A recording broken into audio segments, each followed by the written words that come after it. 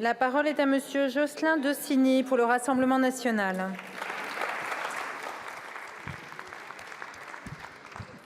Merci Madame la Présidente.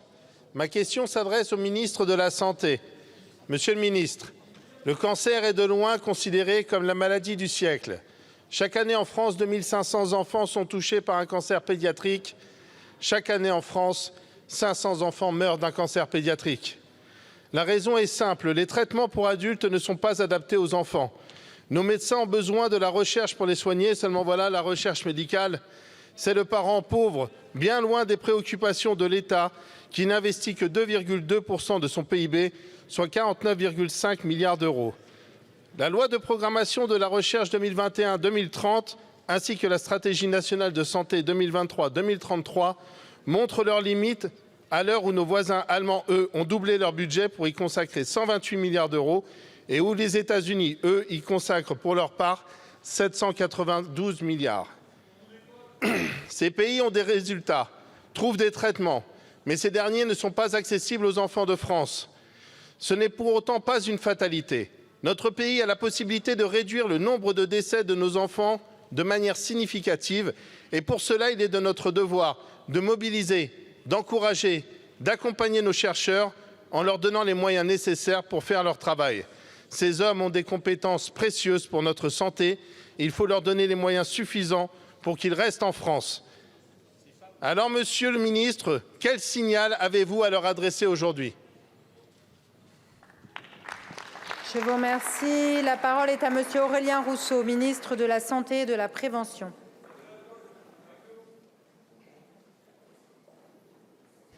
Madame la Présidente, Mesdames et Messieurs les députés, Monsieur le député. Permettez-moi tout d'abord de saluer l'initiative Septembre en Or qui est relayée dans cet hémicycle, notamment inlassablement par Michel Lozana et Sandrine Josso, et qui vous a réunis et nous réunit tous autour de cette grande cause que sont les cancers pédiatriques. Les cancers pédiatriques, ce sont des souffrances intolérables, des souffrances pour les parents, pour les enfants. Ce sont aussi des solidarités inoubliables.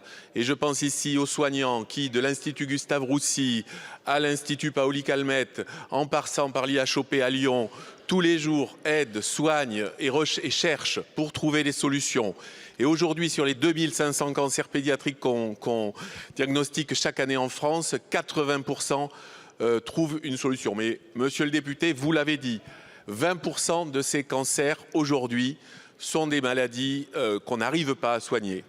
Et je présiderai dans quelques jours le comité de pilotage de la stratégie décennale sur le cancer. Et je peux vous l'annoncer ici, la priorité des priorités, c'est celle de l'investissement dans la recherche pour ces cancers pédiatriques, parce qu'effectivement les protocoles de recherche sont plus longs, sont plus difficiles. Dans l'optimisation thérapeutique, c'est aussi un point important. Dans l'accompagnement des familles, c'est un point décisif. Dans l'identification des déterminants de santé qui conduisent au cancer. Et en effet, nous devons une mobilisation collective qui fait aussi que la France doit rester très haut dans l'accès aux médicaments innovants. Et contrairement à ce que vous avez pu sous-entendre, aujourd'hui, on a accès aux médicaments les plus innovants pour soigner les cancers pédiatriques en France. Les soignants le savent. J'en finis en soulignant aussi l'intérêt d'aider les parents, d'accompagner les parents. Et je salue pour ça notamment l'initiative et les propositions de loi portées par votre collègue Paul Christophe. Merci. Merci beaucoup, Monsieur le ministre. Monsieur Dossigny. Monsieur le ministre, Maëlys est atteinte d'un cancer des os. Elle aurait aimé être ici aujourd'hui pour entendre votre réponse, mais elle est clouée sur un lit d'hôpital. Du haut de ses 13 ans, elle se bat pour trouver des fonds pour la recherche et sensibiliser la population à la lutte contre les cancers pédiatriques. Monsieur le ministre, elle attend de vous une réponse claire.